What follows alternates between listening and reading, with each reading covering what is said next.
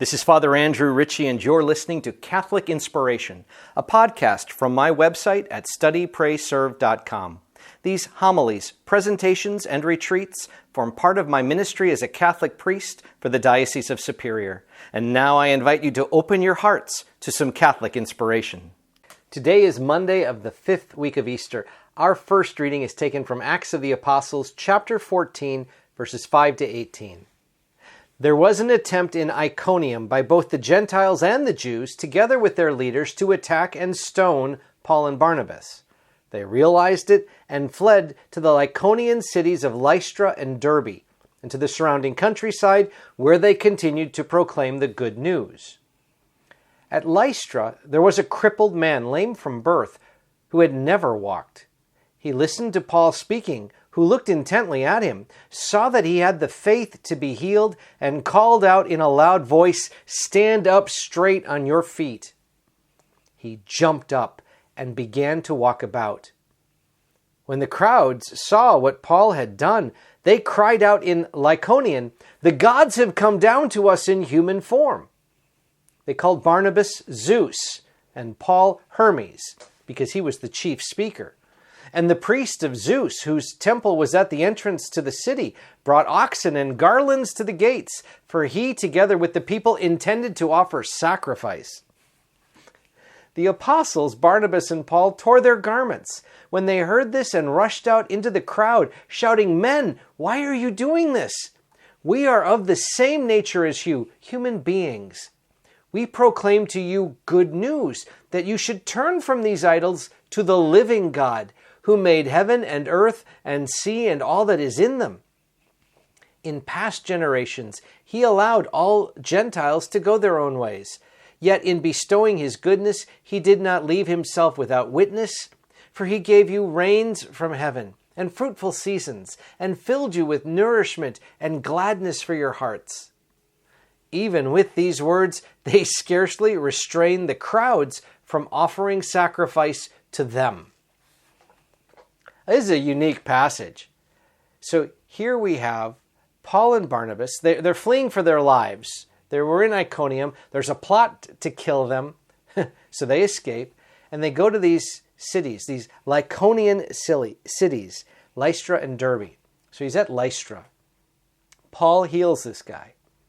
Now what we have here is a beautiful insight into the character of Paul and Barnabas. We really get to see their hearts. Because, let's face it, friends, this could go to anybody's head. A miracle, a bona fide miracle, has been carried out. And now Paul and Barnabas have people praising them, worshiping them. They're going to slaughter oxen and bring in flowers and lay them before their feet and treat them like they're gods. Like those gods, those Greek gods, Zeus, Hermes. I get a kick out of the fact that Paul did all the talking, so they didn't think he was the king of all of the gods in Olympus. That would be Zeus. They think he's Hermes, the messenger, the one who does all the talking and speaks on behalf of the gods.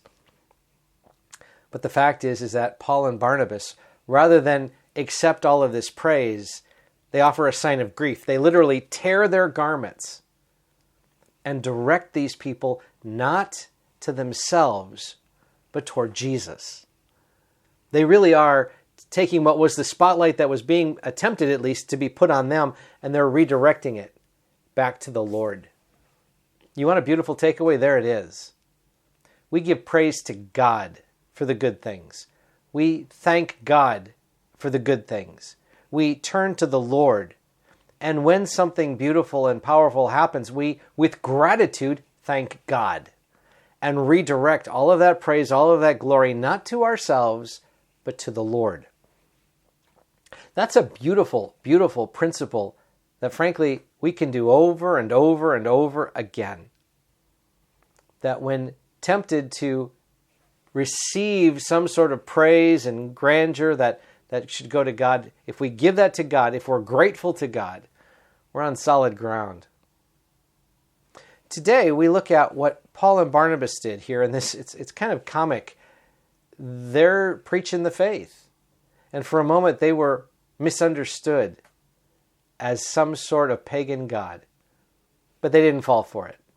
Instead, They kept proclaiming the good news, pointing out the good work that God has done in Jesus, and inviting people to follow the Lord. May we do the same, so that when people see us, the praise doesn't stop with us, but rather they see Christ.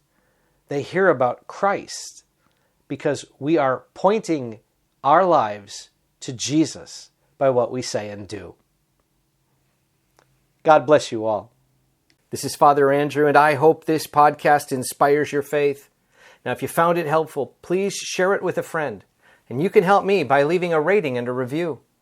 I keep all my listeners in my daily prayers, and I ask for your prayers in return. God bless you, my friends.